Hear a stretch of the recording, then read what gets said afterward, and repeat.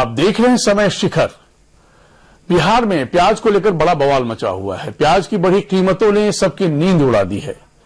देश के अन्य राज्यों की तरह बिहार में भी प्याज 100 रुपये प्रति किलो से ऊपर पहुंच चुकी है, यानी यूं कहें 80, 100 या उससे थोड़ा ज्यादा।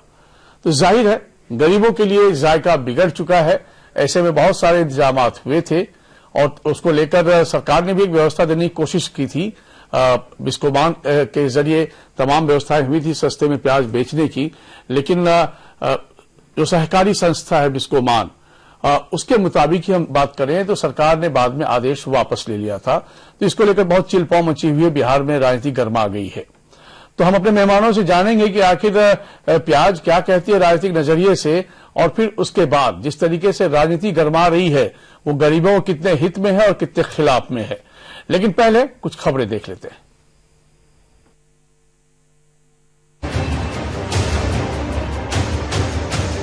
प्याज काटने पर आंखों से आंसू निकलना तो कोई हैरत की बात नहीं, एक स्वाभाविक प्रक्रिया है। लेकिन जब कीमत की वजह से गरीब की आंखों से आंसू निकलता है तो हाय लगती है। और ये बात बीजेपी को शायद अच्छी तरह से मालूम है, क्योंकि 2 दशक पहले उन्होंने न सिर्फ दिल्ली की सत्ता खोई थी, बल्कि केंद्र की अटल सरकार भी महंगे प्याज की भेंट चढ़ गई थी। ये हम नहीं कह रहे हैं, महिला कह रही हैं, जो किचन कैबिनेट की मालकिन होती हैं। सरकार रुला रही है, चाहे वो केंद्र की हो चाहे राज्य की हो। हम ये समझते हैं कि गरीब आदमी प्याज को तोड़ के साथ में थोड़ा अचार नमक रख के ही रोटी का गुजारा करने की कोशिश करता है। और ऐसी सूरत में प्याज तो वैसे भी एंटीसेप्टिक माना जाता है, तो वो प्याज लोगों को उपलब्ध न हो, बहुत महंगा हो, तो ये अपने आप में ही एक दिक्कत थी। और प्याज की कीमत बढ़ने ने बड़ी बड़ी सरकारें गिराई थी। हमें मालूम है वाजपेयी जी की सरकार भी उड़ गई थी, दिल्ली की सरकार को भी हमने उड़ते देखा था। बात करीब 2 दशक पुरानी है, जब दिल्ली में दिवंगत नेता सुषमा स्वराज बीजेपी के मुख्यमंत्री थी। तब प्याज 100 रुपए किलो बिक रहा था। आज भी दिल्ली सहित पूरे देश में प्याज 100 रुपए प्रति किलो की दर से बिक रहा है। तब दिल्ली में विधानसभा का चुनाव हुआ और दिल्ली वासियों ने बीजेपी को ऐसी पटखनी दी कि आज तक फिर सत्ता में नहीं आ पाई। आरोप है कि तब भी बीजेपी कालाबाजारियों का साथ दे रही थी। आज भी बिहार में नीतीश की अगुवाई में चल रही बीजेपी नीति गठबंधन कालाबाजारियों का साथ दे रही है, क्योंकि सस्ते दामों पर बिक रहे प्याज को सरकार ने बंद करा दिया है। जिला प्रशासन द्वारा 27 या 26 तारीख को मेरे प्रबंध निदेशक को फोन किया गया कि आप जितना जल्दी हो, जो आप सस्ते रेट पर जो प्याज दे रहे हैं, जिसके कारण उस प्याज को खरीदने के लिए पूरे पटना का प्रत्याशित भीड़ वहां जुट जा रहा है, उससे ट्रैफिक हमारा सिस्टम को ठीक करने में बहुत व्यवधान आ रहा है, विधि व्यवस्था का खतरा उत्पन्न हो गया है। तो वैसे परिस्थिति में जितना जल्दी हो आप बंद कर दें, अन्यथा हम लोग विधि सम्मत कार्रवाई करेंगे। आप कुछ कर नहीं रहे हैं, और अगर किसी एक पर्टिकुलर स्वयंसेवी संस्था आगे बढ़ के आती है और फिर उसमें कुछ अधिकारी मदद के लिए मैदान में उतरते हैं और सरकार उसको भी रोक दे, तो आप खुद भी कुछ नहीं करना चाहते हैं और दूसरों को भी नहीं करने देना चाहते हैं। इससे ज्यादा शर्मसारी की और क्या बात हो सकती है। वाम दलों के मजदूर संगठन ने नीतीश सरकार के फैसले को गैरवाजिब बताया, तो वहीं बीजेपी ने नीतीश सरकार का बचाव किया। ये सरकार के लिए चिंता का विषय है। लेकिन आपको याद होगा एक बार और प्याज का दाम बढ़ा था, और बाद में प्याज कहां कहां मिला ये भी सबको मालूम है। हमको अंदेशा है कि कहीं यही खेल बिहार में तो नहीं हो रहा है। सरकार चौकन्ना है, और जो प्याज बेचने का नाटक जो लोग कर रहे हैं, चाहे वो सहकारी संस्था के लोग हों या पप्पू यादव के लोग हों, और जिन लोगों ने बिहार को बेचा है वो आज प्याज बेच रहे हैं। प्याज के बढ़ते दामों पर अंकुश लगाना केंद्र और राज्य सरकार दोनों की जिम्मेदारी है, लेकिन ना तो मोदी सरकार और ना ही नीतीश सरकार इसके लिए ठोस कदम उठा रही है। हैरत की बात यह है कि सहकारी संगठन सस्ते दामों पर प्याज बेच रही थी, तो नीतीश सरकार को ये हजम नहीं हुआ और उन्होंने इसे बंद करा दिया, जो चिंता की बात है। सारा समय के लिए पटना से रंजन कुमार, मंगलम। आखिर सरकार को ये बात हजम क्यों नहीं हुई? सरकार के यदि तर्क को माने तो सरकार के मुताबिक विधि व्यवस्था बिगड़ रही थी, यानी एक अनार 100 बीमार की स्थिति हो रही थी, जिसमें कि लॉ एंड ऑर्डर को कंट्रोल करना मुश्किल था। इस बारे में बिस्कोमान के चेयरमैन से हमारे सहयोगी ने खास बातचीत की है, उस अंश को आप भी सुनिए, उनका क्या कहना है। देश में प्याज का जो दाम है वो आसमान छू रहा है और केंद्र सरकार हो या राज्य सरकार इस पर अंकुश लगाने के दिशा में कोई कारगर कदम नहीं उठा रही है और कह सकते हैं कि हाथ भी खड़ा कर लिया है दोनों सरकारों ने। बिस्कोमान एक ऐसी संस्था जो लोगों के लिए काम करती है, सहकारी समिति है और उसने एक बड़ा पहल किया था जो सस्ते दर पर आम लोगों को प्याज मुहैया करा रहा था, लेकिन उसे किसी कारणवश बंद कर दिया गया है। मेरे साथ बिस्कोमान के चेयरमैन सुनील सिंह जी हैं, इनसे हम जानना चाहेंगे कि क्या इनका पहल था और क्या हुआ। सुनील जी, सबसे पहले तो आपको बधाई कि आपने इतना बढ़िया पहल किया कि आम लोगों को सस्ता दर मुहैया कराते प्याज। क्या आपका योजना थी और क्या क्या हुआ उसमें? देखिए, आपको पता होगा कि बिस्कोमान का जो मुख्य कार्य है वो किसानों को गुणवत्तापूर्ण उर्वरक निर्धारित मूल्य पर देने का था। आप ये भी जानते हैं कि पिछले वर्ष बिस्कोमान 385 करोड़ रुपए का फैक्ट्री का उठाया हुआ यूरिया और डीएपी और फास्फेटिक फर्टिलाइजर सीधे किसान को हाथ में दिलाया। सारे ट्रेडर साफ हो गए, सारे बिचौलिए साफ हो गए और हमने एक क्रांति लाया। पूरे आजादी के बाद पहली बार किसान के हाथ में 265 रुपए में यूरिया मिला। जैसे ही यहाँ का 75, 80 रुपया और 90 रुपया प्याज का दाम छूने लगा तो मैंने नेफेड जाकर के वहां के अध्यक्ष प्रबंध निदेशक से संपर्क किया। हमने उनको कहा कि साहब, आप वेलफेयर का काम करते हैं, आप इतने राज्यों को उपलब्ध कराते हैं, आप बिहार और झारखंड, मेरा जुडिक्शन है, आप झारखंड में भी 35 रुपए प्रति किलो के दर पर प्याज की बिक्री कराएं और पटना में भी कराएं। और बिल्कुल हम लोगों ने राजस्थान के मार्केट से 56 रुपये प्रति किलो के खरीद कर और 4 रुपया पैकेजिंग चार्ज, मतलब मोटा मोटी 60 रुपया प्रति किलो के दर पर हमको पड़ा और उस प्याज को हम लोगों ने 35 रुपया, मतलब 30 रुपया प्रति किलो के दर पर लॉस दे करके बिस्कोमान यह कार्य पूरे राज्यवासियों के लिए, पर खासकर पटना वासियों के लिए कर रहा था। कि बिस्कोमान की जिम्मेवारी था कि अपन जनहित में हम तो 35 रुपये किलो पर दे रहे थे प्याज, और राज्य सरकार की जिम्मेवारी था कि कोई विधि व्यवस्था नहीं गड़बड़ाए, ट्रैफिक का सिस्टम एकदम रेगुलेट रहे। यह जिला एडमिनिस्ट्रेशन का काम है, यह बिस्कोमान का काम नहीं था। इसलिए कहां क्या कारण रहा, क्यों लोगों ने इस काम को बंद करा दिया, तो यह मेरा विषय नहीं है, यह राज्य सरकार का विषय है। उसी के पदाधिकारी आपको सही ढंग से इसके बारे में बता सकते हैं। शुक्रिया। ये बिस्कोमान के चेयरमैन सुनील सिंह जी थे। इन्होंने एक बहुत ही, तो ये है प्याज को लेकर चल रही राजनीति बिहार में। समझने की कोशिश करते हैं। कई मेहमान इस वक्त हमारे साथ मौजूद हैं।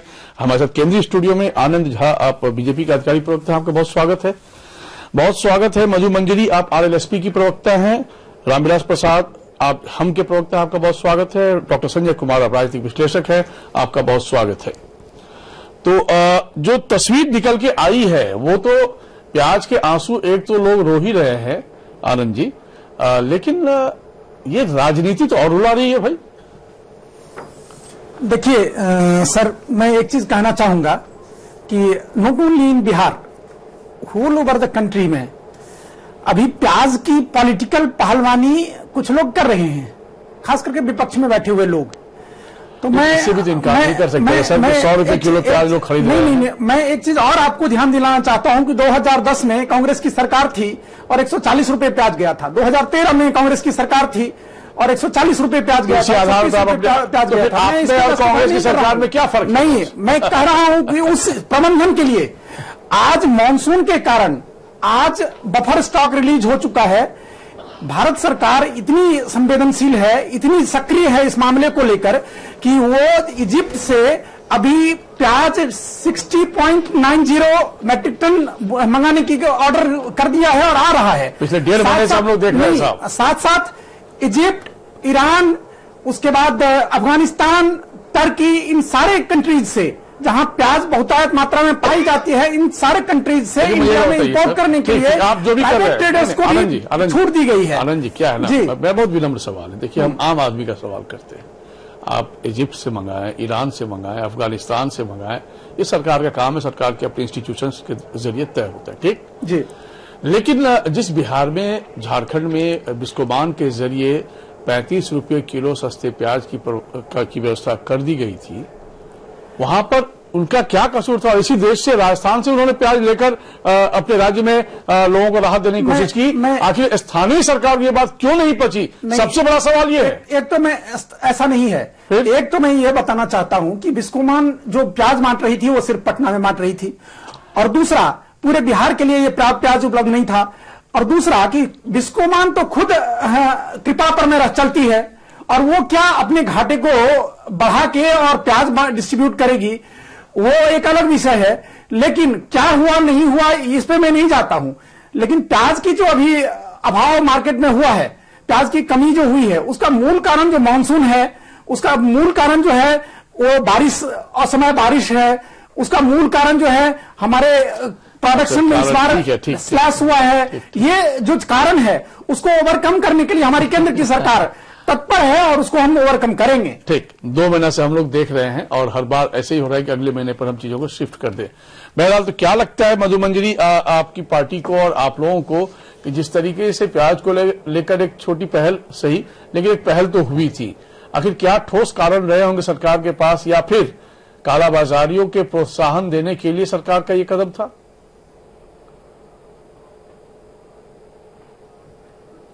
देखिए, जिस तरह से बिस्कोमान ने अभी पिछले छठ पूजा में भी नारियल बांटा था, लोगों को बहुत राहत मिली थी, और अभी इन्होंने प्याज के लिए जो कदम उठाया था बहुत सराहनीय कदम था।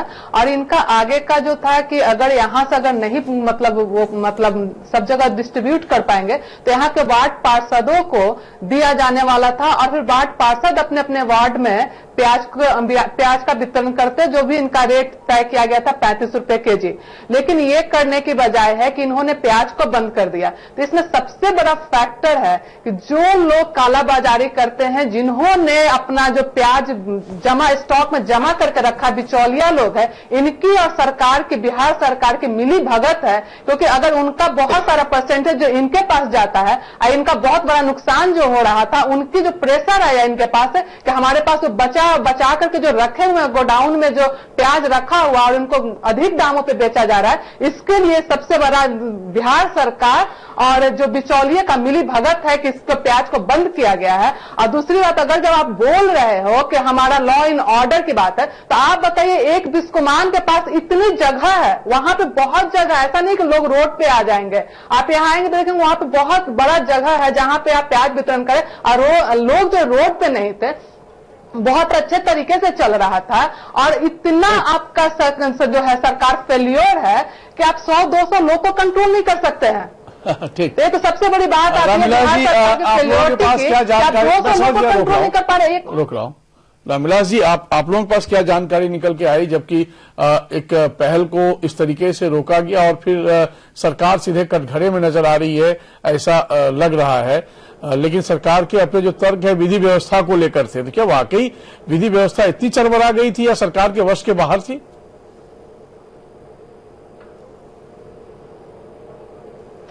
देखिए संजय जी, ये बिहार सरकार है ना, आजकल सरस मेला, ड्रामा, नौटंकी और ड्रामा नाच कराने से हजारों फोर्स दे देते हैं। बाकी बिहार में अगर पटना के राजधानी में गरीब जनताओं को अगर प्याज बांटने की बात आ गई है तो पुलिस की व्यवस्था ही नहीं कर सकते हैं। इनका ट्रैफिक जाम हो रहा था, कितना शांतिपूर्वक से छठ में नारियल बिस्कोमान ने बांटा, प्याज बांट रहा था, कोई गैदरिंग नहीं था। ये स्पष्ट है कि बिहार सरकार, ये नीतीश कुमार कालाजारी से ये बिजनेसमैन अपना जो बिस्कोमान बांट रहा था, इनको नगद जो पीसी आने वाला था वो आने में तकलीफ हो रहा था। कालाबाजारी का ये सरकार से होता है, इनको शर्म नाम की चीज नहीं है। जिस आर्थिकी महिला हमारी कह रही थी कि सरकार ने, वाजपेयी की सरकार इसी प्याज से गिरा था, और 2020 में भी नीतीश की सरकार इसी के प्याज के चलते गिरेगा।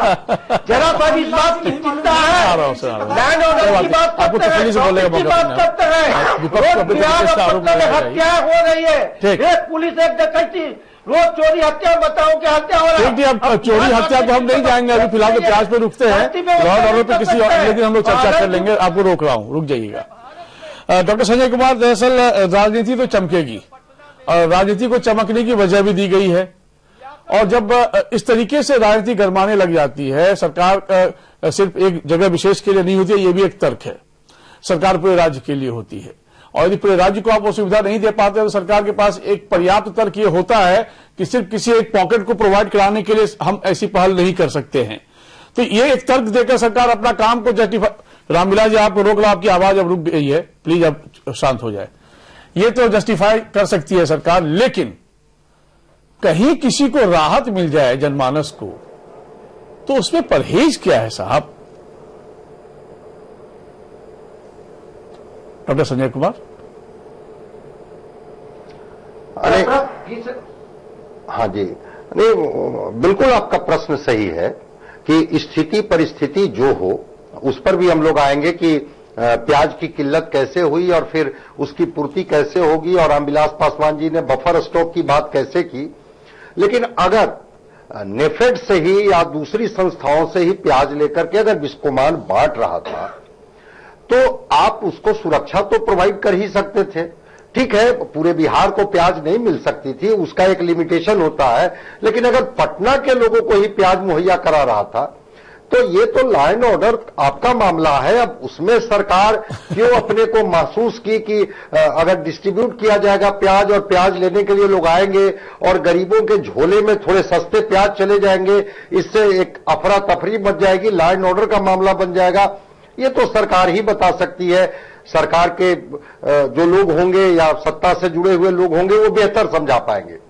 लेकिन हां, एक बात जरूर है कि ये प्याज के बारे में आश्चर्यजनक ये लगता है कि इसी सीजन में 35 लाख टन भारत प्याज का निर्यात की है। बिल्कुल ठीक है, वो तुर्की से प्याज आने वाला है, मिस्र से प्याज आने की बात है कि वो मिड दिसंबर तक मिस्र से करीब 6000 मीट्रिक टन प्याज आ जाएगा, या जनवरी के फर्स्ट वीक तक वो 11000 मीट्रिक टन का समझौता इनका हुआ है टर्की के साथ, वो प्याज इनको सप्लाई कर देंगे, निर्यात कर देंगे। और करीब करीब जनवरी के ये तक, मिड जनवरी तक जो प्याज की नई फसल जो गुजरात और नासिक में होता है, वो नई फसल का भी लाभ इनको मिल जाएगा। तो ये जो क्रंच का जो महीना है, 1.5 महीने का जो क्रंच सीजन है, ये सरकार की जिम्मेवारी। आपको जानकर के आश्चर्य होगा, मैं एक बात बताना चाहता हूं। पूना और नासिक के किसानों से जब लोगों ने पूछा तो उसने कहा कि व्यापारी लोग हमसे प्याज खरीद चुके हैं, उनके प्याज हमारे यहां स्टॉक के तौर पर मौजूद है, लेकिन हम उस प्याज को बेच नहीं सकते हैं। इसलिए नहीं बेच सकते हैं कि उसको ऑलरेडी व्यापारी खरीद चुके हैं, जबकि उनके प्याज हमारे ही घर में स्टॉक करके रखा हुआ है। ये व्यापारी इन किसानों से सस्ते दाम पर प्याज खरीद लिए हैं, और जब प्याज की कीमतें आसमान छूने लगी हैं तो इस इंस्ट्रक्शन के बाद भी कि जो होलसेल में प्याज बेचते हैं उनके पास क्या स्टॉक होगा, जो रिटेल में प्याज बेचते हैं उनके पास क्या स्टॉक होगा, इसके बावजूद भी ये व्यापारी स्टॉकिंग कर करके ब्लैक मार्केटिंग जो कर रहे हैं, मैं समझता हूं कि सरकार को इस पर ध्यान देने की जरूरत है। और अगर इस पर कार्रवाई नहीं होती है तो किसान तो दोनों तरफ से मारा जा रहा है। बिल्कुल, ये आनंद जी, यही प्रश्न, मूल प्रश्न ये होता है कि मान लीजिए किन्हीं कारणों से किल्लतें हो रही हैं, किन्हीं कारणों से लोगों को परेशानी बढ़ रही है, लेकिन ये जमाखोर कहीं पर है और रखा हुआ है, तो सरकार वहां कर क्या रही है? नहीं, एक चीज में संजय जी का इंफॉर्मेशन सही है, लेकिन कुछ हद तक मैं संजय जी को बता देना चाहता हूं कि किसान खेत में ही प्याज को बेच देते हैं, और खेत में जब तक पूरी तरह मैच्योर नहीं हो जाए तब तक वो नहीं निकलता है। किसान तो अपना पैसा ले लिए हैं, और जो भी वो व्यापारी हैं उनको अभी खेत निकाल के नहीं दिए हैं, वो हुंडी सिस्टम में पहले ही गोडाउन में पहले पुराना प्याज पहले से है साहब, ये भी तो बोल रहे हैं ना कि वो प्याज रखा हुआ है। पुराना प्याज तो 57,000 जो मतलब टन है वो बफर स्टॉक के ऑलरेडी रिलीज हो चुके हैं, और जो समय के हिसाब से लेट मानसून जो गया उसके कारण अभी तक प्याज प्रोडक्शन स्टार्ट नहीं हुआ है। वो जो अभी दिसंबर में नीतीश सरकार ने क्यों रोका साहब, ये बता दीजिए। नहीं, नीतीश सरकार ने देखिए पार्शियलिटी की एक जगह पर में मिल रहा है, दूसरी जगह पर में मिल रहा है, तो सरकार ने वो तर्क नहीं दिया, सरकार ने लॉ एंड ऑर्डर का तर्क दिया ना। नहीं, लॉ एंड ऑर्डर का तर्क तो हो एक कारण हो सकता है, लेकिन कई कारण हो सकते हैं। सार्वजनिक रूप से वही एकमात्र कारण गिनाए गए हैं साहब। तो फिर इसको क्या समझा जाए? देखिए, लॉ एंड ऑर्डर एक फैक्टर हो सकता है कि पूरे राज्य में नहीं, जबकि लॉ एंड ऑर्डर ब्रेक नहीं हो रहा था वहां पूरे राज्य में अगर डिस्ट्रीब्यूशन नहीं हो रहा है और एक ही सर, छठ का नारियल भी पटना वासियों को ही मिल पाया ना। कहां दरभंगा में दंगा हुआ इस बात को लेकर, या भागलपुर में कहां लोग परेशान रहे? देखिए, रामविलास जी सरीखे लोग और मंजरी जी सरीखे जो लोग हैं, वो लोग नारियल बिस्कोमान से बट रहा है, इसके लिए पीठ थपथपा रहे हैं। मैं इसको बहुत अच्छा नहीं मानता हूं। बिस्कोमान का बड़ा दायित्व है और बड़ा काम है, और बड़े काम को कुछ बयान और आए हैं, किसानों के लिए काम करें, खाद से लेके बीज से लेके सारी चीजों को उपलब्ध कराएं, वो उनकी चलिए, वो आप पासवान जी को सलाह दे दीजिएगा, आपके सहयोगी हैं। एक तरफ लोगों को प्याज नहीं मिल रही, तो दूसरी तरफ बिहार में जमाखोर अपनी तिजोरी भर रहे हैं। कैसे, देखिए इस रिपोर्ट। रक्सौल और मोतिहारी की कस्टम विभाग की टीम ने संयुक्त रूप से कार्रवाई करते हुए तस्करी के लिए नेपाल लाए जा रहे 15 ट्रक पर लदे 5 करोड़ रुपए के प्याज जब्त किए हैं। कस्टम विभाग को जानकारी मिली थी कि भारी मात्रा में भारत से नेपाल के लिए प्याज की सप्लाई होने वाली है, जिसके बाद कस्टम की टीम ने कार्रवाई करते हुए प्याज से लदे ट्रकों को जब्त कर लिया। ट्रक पर लदे प्याज के कागजातों की जब जांच की गई तो पर्याप्त मात्रा में कागजात नहीं मिले। इसके बाद कस्टम विभाग की टीम ने सभी ट्रकों को जब्त कर लिया और कस्टम कार्यालय मोतिहारी में रखवा दिया। जब्त किए गए प्याज की कीमत 5 करोड़ रुपए बताई जा रही है। कस्टम विभाग के डिप्टी कमिश्नर का कहना है कि 14 ट्रक रक्सौल के लक्ष्मीपुर से और 1 ट्रक रेलवे गुमटी के पास से जब्त किए गए हैं। किसी भी ट्रक के पास पूरे कागजात नहीं थे। अनुमानित 5 करोड़ का हम लोग लगा रहे हैं। 5 करोड़ ट्रक सहित इसका वैल्यू आएगा। जो गुड्स है और जो ट्रक है, व्हीकल है, वो अनुमानित करीब 5 करोड़। कहाँ जा रहा था ये प्याज हम लोग बिना कागज के, चूंकि इसके पास कोई पेपर्स नहीं था और चूंकि बॉर्डर एरिया में मूव कर रहा था और प्याज ऑलरेडी प्रतिबंधित हो चुका है एक्सपोर्ट के लिए, तो एक छोटे से शहर की ओर मूव कर रहा था जहां इसके कंजम्पशन का कोई उम्मीद नहीं था। तो हम लोग इसको रामगढ़वा से आगे और लक्ष्मीपुर के आसपास एक पकड़े। सहारा समय के लिए मोतिहारी से राजेश्वर। ये होता है जमाखोरों की अपनी इकोनॉमी, और गलती से पकड़ में आ जाए तो फिर एक्सपोज हो जाता है। इस तरीके से प्याज की महंगाई बढ़ रही है। समय चूंकि संपन्न हो रहा है, तो बहुत संक्षेप में आनंद जी आपकी टिप्पणी लूंगा, मात्र 30 सेकंड हमारे पास है आपके लिए। देखिए, हमारी सरकार एक्टिव है, तो हमारे कस्टम डिपार्टमेंट ने उस पर में कार्रवाई किया। अगर हमारी सरकार इस पर में एक्टिव नहीं होती और जमाखोरी को अगर टॉलरेट करती तो इसको जाने देती और स्टॉक रिलीज नहीं होने देती। हमने, हमारे अधिकारियों ने, हमारे कस्टम सेंट्रल गवर्नमेंट के कस्टम अधिकारियों ने पकड़ा और उसको जनता के लिए रखा। ठीक। मधुबंजरी जी, चूंकि समय संपन्न हो रहा है, 30 सेकेंड्स में अपनी पूरी बात कह सके। इधर सरकार सत्ताधारी पार्टी का दावा है कि व्यवस्था पूरी अलर्ट है, इसलिए पकड़े जा रहे हैं, हालांकि महंगाई कम नहीं हो रही है। नहीं, सबसे बड़ी चीज है कि देखिए, ये हर साल की बात जब होती है तो सरकार को हर चीज के लिए पहले तो प्री प्लान होना चाहिए, और जब आप प्याज को एक्सपोर्ट कर रहे तो उसे पहले से अपना घर के लिए तो पहले बचा के रखिए। ऑलरेडी बंद हो चुका है, भारत सरकार की तरफ से बंद हो चुका है। बंद हो चुका है। अब तो जब गांव में जब आग लगती है तो कुआं हम लोगों को खोदने की आदत रही है शुरू से ही। फॉरवर्ड प्लानिंग इस देश में हो नहीं पाती है, क्योंकि इस सीजन में वाकई थोड़ा क्रंच सीजन होता है। एडवांस प्लान कर ले तो शायद इसका लाभ जरूर मिल जाएगा। मैं माफी चाहते हुए रामविलास जी आपकी टिप्पणी नहीं ले पा रहा हूं, जो समय संपन्न हो रहा है। डॉक्टर संजय कुमार, आपसे ही माफी चाह रहा हूं, लेकिन बहुत धन्यवाद आप तमाम मेहमानों का कि आप लोगों ने अपना समय निकाला और हमसे अपनी राय साझा की। जापान में यदि किसी चीज की महंगाई बढ़ जाती है ना, किसी भी प्रोडक्ट की, तो वहां का एक जो परंपरा देखी गई है, पूरी आबादी क्या करती है, कुछ दिन तक ऐसे प्रोडक्ट को खरीदना बंद कर देती है। और जब ये दिन गुजरे हुए 15-20 दिन हो जाते हैं, तो उस प्रोडक्ट की कीमत अचानक कम हो जाती है। क्या हम नागरिक कुछ इस तरीके से अपनी सोच ला सकते हैं क्या? यदि हम 15 दिन प्याज ना खाएं, विश्वास मानिए औने पौने दाम में प्याज की कीमत हो जाएगी और आपकी झोली भी भर सकती है। सहारा पड़ा।